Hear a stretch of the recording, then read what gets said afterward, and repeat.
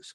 So for me, again, being an integrated male means I can soothe myself and take action on things that scare me rather than trying to manage the people and situations that are causing my fear so I don't have to feel afraid.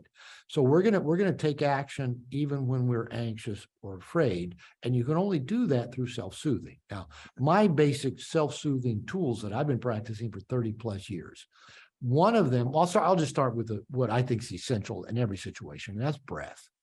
We have to breathe. We have to learn how to breathe.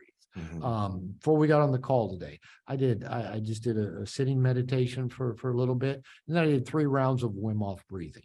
And I practice all kinds of different breath. Diaphragmatic breathing is essential. We just kind of breathe into your belly nice and deep and slow. Because what happens when we're anxious or stressed, we hunch over, our chest closes off, our breathing gets shallow, it becomes chest breath. And that actually imbalances the oxygen and CO2 in our blood, which makes us more anxious. So one of the best tools is to, I tell you, put your hands behind your back. And just putting your hands behind your back pulls your shoulders back. It opens your chest up. Now practice breathing like you're breathing up through your asshole, and just kind of breathe up into your diaphragm. And then another piece that really this has come more of late in the work that I do with my coach, John Wineland, is the grounding part of this as well. So now I'm sitting here talking to you barefoot with both feet flat on the tile floor under my desk. And I'm barefoot a lot of the time. And so when I'm sitting here doing interviews, talking to clients, I'm always sitting straight, both feet are on the ground, feeling grounded, feeling the energy of the earth. And so grounding to our feet, our lower body, breathing up into our diaphragm, opening up chest, shoulders, it relaxes the nervous system.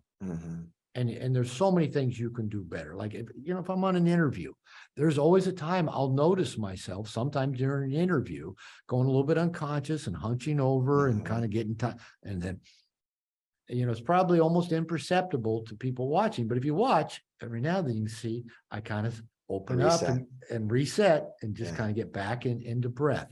That just levels out our nervous system and lets us do whatever's in front of us. We're more conscious. We think more rationally and wiser.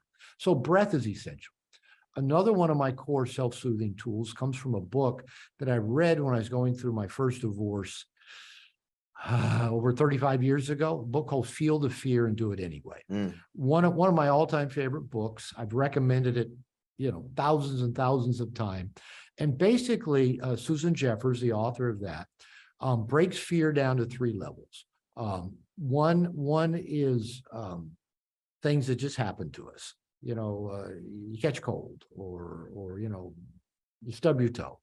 The other is what she called ego fears, where it relates to me as a person. I get rejected, or I get shamed, or I get yelled at, or I lose a job. She said the third level is beneath both of those. And she said that is just a core belief that I can't handle it. She says the core of all fear is a belief I cannot handle it. And so it doesn't matter, I can't handle getting rejected. I can't handle getting sick. I can't handle, being in debt. I can't handle, somebody being mad at me, whatever. And so for me, I remember going through that first divorce. I had a lot of shame about it. I was broke. My 2-year-old son, I wasn't with me every day like he was before we split. I changed careers. I was a mess. I would go to sleep at night just